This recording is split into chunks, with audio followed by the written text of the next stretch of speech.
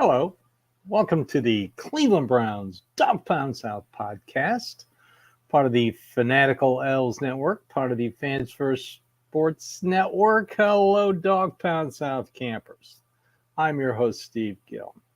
So, OTAs are officially over. Now we head to mandatory minicamp this week, Tuesday through Thursday. Find out who's going to show up. I have a feeling it's going to be 100% participation. We'll see. Just a few loose ends to talk about. Of course, the big news this week, besides Nick Chubb actually talking to the media, both Andrew Berry and Kevin Stefanski got extensions. We don't know what they are, and we will never find out. I'm just going to assume that they are 3-year deals. Unlike player contracts, you can't find out what coaches and GMs get, but it'll leak eventually. And I just have a feeling it's 3 years. There were word that there was news that Andrew Berry's was actually been done for a while. And the reason it took so long for Kevin Stefanski is because his agent represents a lot of players, and he was trying to get the players' contracts done. And Kevin Stefanski, was kind of like, no worries, it'll get done. So we have stability. Yay. Like I said on Thursday night show, I am tired of 1 year firing the GM, next year firing the head coach, next year firing the GM, next year firing the head coach. I'm sick of that. So we have a little stability. I like it. If you watch this or listen to this podcast, I have a heavy duty man crush on Andrew Berry, just because of the way he thinks, just because of the way he does things in the front office. And of course, you got your 2-time coach of the year, Kevin Stefanski. How can you argue with that? I know there are Browns fans out there who are going to nitpick and bring up things that they think happened, that the reason they should be fired. Not going to happen. All right. A little business. Browns signed safety Brady Breeze and wave kicker Lucas Havrisky, the yo-yo man of the special teams on the practice squad.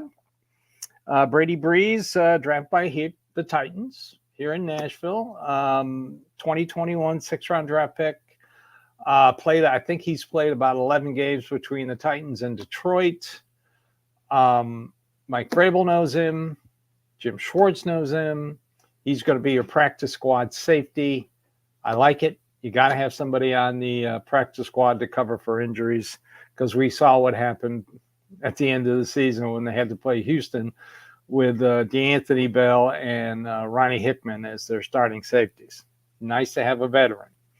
Also, Wyatt Davis, guard, former Ohio State guard, 3rd-round pick of the Vikings, 2021. And they waived Jaden Peavy, defensive tackle, another yo-yo man on the practice squad. It wouldn't surprise me if there are injuries that both he and Havrisky would be back.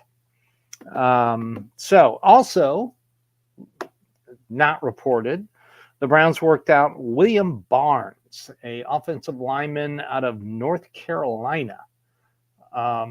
So Andrew Berry is still looking for the bottom part of the roster.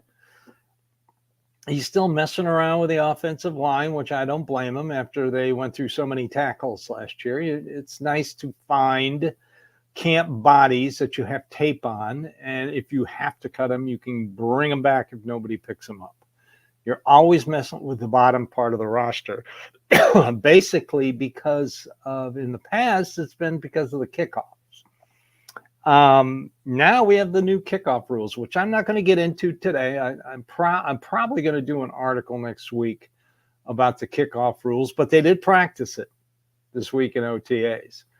I noticed that I saw Cedric Tillman returning a kick. I also noticed there were some defensive ends, especially Isaiah McGuire and Alex Wright, who were taking part, which is kind of unusual because I thought it would be mostly corners and linebackers. but fast, big defensive ends. Mike Vrabel, who's been helping Bubba Ventrone with the special teams, they got something up their sleeve. I'll just tell you right now. They've got something up their sleeve for a kickoff. Probably won't happen against Dallas. Well, it might happen against Dallas. You never know. Can't wait to watch preseason games to find out how this thing works. But I'm going to write an article on it soon explaining the rules because we're getting close to that slow period. Let's take a quick break for commercials, and then when we come back, I'll talk a little bit more about our favorite team, the Cleveland Browns. All right, like I said, OTAs are over. We move on to mandatory minicamp, and then we have nothing going on until they show up at the Greenbrier in West Virginia. I thought it was interesting that, like I said before the break, Isaiah McGuire was on the kickoff teams. I did an article not too long ago, well, after the draft, my way too early 53-man roster. I do it every year. Go back and check it out at Fans First Sports Network. I'm kind of starting to stick to this. I had 23 players on offense, 27 players on defense, and of course your 3 special teams. And I also went heavy on the practice squad because you're allowed 16 on the practice squad, but I went heavy on the practice squad on the offensive side of the ball. I mean, of the 16 players, of course, they're going to carry an extra kicker, and I had like 5 defensive players on the practice squad. The rest of them I had on for offense. Now let's just review some practice squad rules. First of all, 16 players. Your emergency quarterback, your third string, can be on the practice squad all year. Previously, they could only be on for 3 weeks, and then you either had to cut them or bring them up to the active roster. Third quarterback, safe on the practice squad, and you can protect 6 veteran players. All right? So that's why I'm leaning on my way too early 53-man roster. 2 quarterbacks and 2 tight ends. Now, yeah, I know. Kevin Stefanski loves him some tight end, and he always keeps 3 tight ends, and they always put a couple extra on the practice squad. I'm thinking that only 2 make the roster. Of course, David Njoku had a softball game yesterday. Great video from that. And right now, I'm leaning towards Jordan Atkins, but I can see him signing a veteran free agent. And seeing if they can slide Atkins to the practice squad. The undrafted rookie free agent, I can't think of his name right now, out of Wyoming. He is a very good candidate to make the practice squad. So that's why I'm thinking 23-man offense, 27 on defense. And I think they go heavy on defensive line based on what happened last year. 5 ends, 6 tackles, and that brings me to Isaiah McGuire. He'll be your 5th defensive end. 5 linebackers, 6 corners, and 5 safeties.